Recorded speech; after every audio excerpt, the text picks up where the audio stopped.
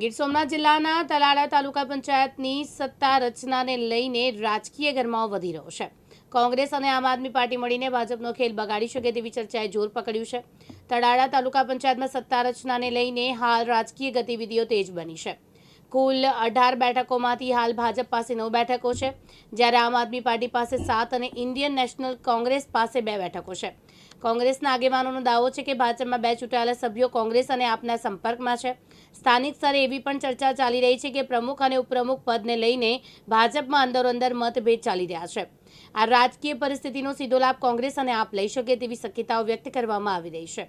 હવે તલાલા તાલુકા પંચાયતની સત્તા કોના હાથમાં જાય છે તેના પર સૌની નજર મંડાઈ છે।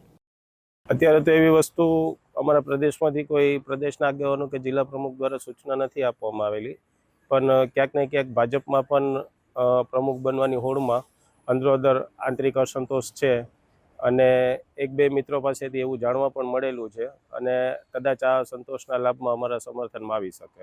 હા, એક બે સભ્યો કોન્ટેક્ટમાં છે અને વ્યક્તિગત રીતે નામ ના આપી શકાય।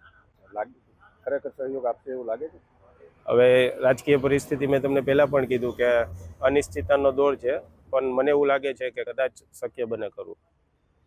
ભાજપમાંથી 2 સભ્યો આવી જાય તો પછી આપની તમારી તાલુકા પંચાયતની રચના થઈ શકે? એમ અમારા મોવડી મંડળના લોકો નિર્ણય લેશે કઈ રીતે કરવું, કઈ રીતે નહીં। અરવિંદ સોડા, દિવ્યાંગ ન્યૂઝ, ગીર સોમનાથ।